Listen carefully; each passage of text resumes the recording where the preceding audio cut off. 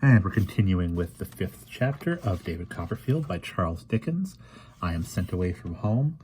David has just arrived at the coach station in Yarmouth, sent a letter to Peggotty letting her know that Barkis is willing, and from there we pick up. We started from Yarmouth at 3 o'clock in the afternoon, and we were due in London about 8 next morning.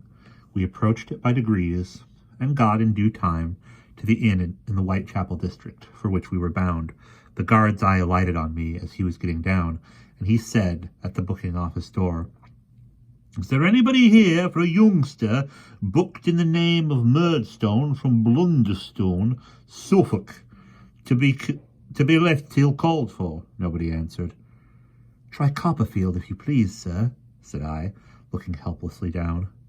"Is there anybody here for a youngster booked in the name of Murdstone from Blunderstone, Suffolk, but owing to the name of Copperfield to be left till called for?" said the guard.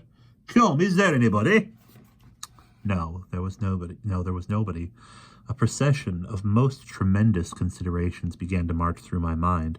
Supposing nobody should ever fetch me, how long would they consent to keep me there? Supposing there was no mistake in the case, and Mr. Murdstone had devised this plan to get rid of me, what should I do?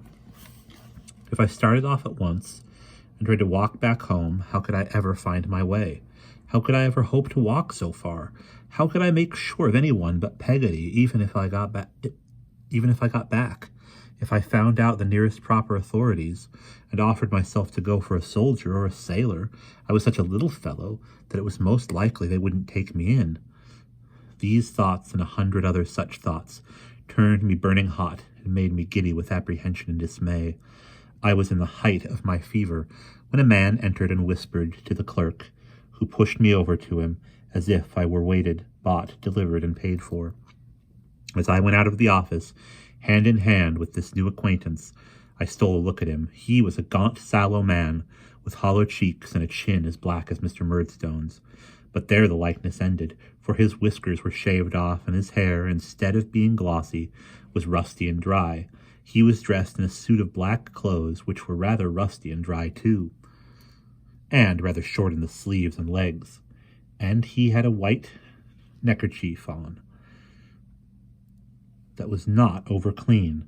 I did not and do not suppose that this neckerchief was all the linen he wore, but it was all he showed or gave any hint of. "You're the new boy," he said. "Yes, sir," I said. I supposed I was. I didn't know. "I'm one of the masters at Salem House," he said. I made him a bow and felt very much overawed. I was so ashamed to allude to a commonplace thing like my box to a scholar and a master at Salem House that we had gone some little distance from the yard before I had the hardihood to mention it. We turned back on my humbly insinuating that it might be useful to me hereafter, and he told the clerk that the carrier had instructions to call for it at noon. "If you please, sir," I said, when we had accomplished about the same distance as before. "Is it far?" "It's down by Blackheath," he said. "Is that far, sir?" I diffidently asked. "It's a good step," he said. "We shall go by the stagecoach. It's about 6 miles. We found the coach very near at hand and got upon the roof, but I was so dead sleepy that when we stopped on the road to take up somebody else, they put me inside where there were no passengers and where I slept profoundly until I found the coach going at a foot pace up a steep hill among green leaves.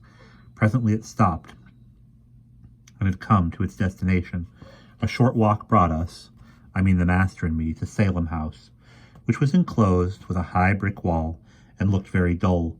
Over a door in this wall was a board with Salem House upon it, and through a grating in this door we were surveyed, when we rang the bell, by a surly face, which I found, on the door being opened, belonged to a stout man with a bull neck, a wooden leg, overhanging temples, and his hair cut close all round his head.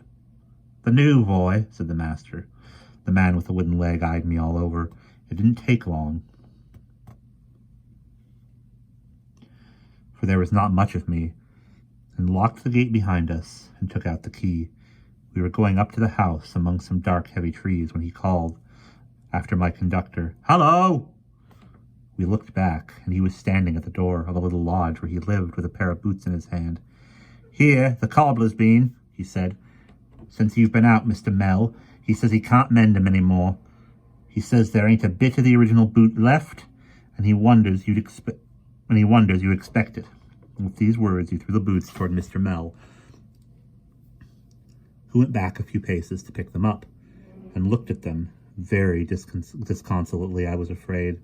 As we went on together, I observed then, for the first time, that the boots he had on were a good deal the worse for wear, and that his stocking was just breaking out in one place like a bud. Salem House was a square brick building with wings of a bare and unfurnished appearance. All about it was so very quiet that I said to Mr. Mell I supposed the boys were out, but he seemed surprised at my not knowing that it was holiday time, that all the boys were at their several homes, that Mr. Creakle, the proprietor, was down by the seaside with Mrs. and Miss Creakle, and that I was sent in holiday time as a punishment for my misdoing, all of which he explained to me as we went along. I gazed upon the schoolroom into which he took me as the most forlorn and desolate place I had ever seen, a long room with 3 long rows of desks and 6 forms, and bristling all round with pegs for hats and slates. Scraps of old copybooks and exercise litter the dirty floors. Mr. Mell having left me while he took his irreparable boots upstairs, I went softly to the upper end of the rooms, observing all this as I crept along. Suddenly I came upon a pasteboard placard, beautifully written, which was laying on the desk, and bore these words, "Take care of him, he bites." I got upon the desk immediately, apprehensive of at least a great dog underneath, but, though I looked all round with anxious eyes, I could see nothing of him. I was still engaged with peering about when Mr. Mell came back and asked me what I did up there. "I beg your pardon, sir," says I. "If you please, I'm looking for the dog." "Dog?" he says. "What dog?" "That is to be taken care of, sir, that bites." "No, Copperfield," he said gravely. "That's not a dog, that's a boy. My instructions are, Copperfield, to put this placard on your back. I am sorry to make such a beginning, but I must do it." With that, he took me down and tied the placard, which was neatly constructed for the purpose, on my shoulders like a knapsack. And wherever I went afterward, I had the consolation of carrying it. What I suffered from the placard nobody can imagine. There was an old door in the playground, on which the boys had a custom of carving their names. It was completely covered with such inscriptions. I could not read a boy's name without inquiring in what tone and with what emphasis he would read, "Take care of him, he bites." There was one boy, a certain J. Steerforth, who cut his name very deep and very often, who, I conceived, would read in a rather strong voice and afterwards pull my hair. There was another boy, one Tommy Traddles, who I dreaded would make a game of it, and pretend to be dreadfully frightened of me. There was a third, George Demple, who I fancied would sing it. I have looked, a little shrinking creature, at that door, until the owners of all the names, there were 45 of them in the school then, Mr. Mell said, seemed to cry out, each in his own way, "Take care of him, he bites." I had long tasks every day to do with Mr. Mell, but I did them, there being no Mr. or Miss Murdstone here, and got through them without disgrace. Mr. Mell never said much to me, but he was never harsh to me. I suppose we were company to each other without talking.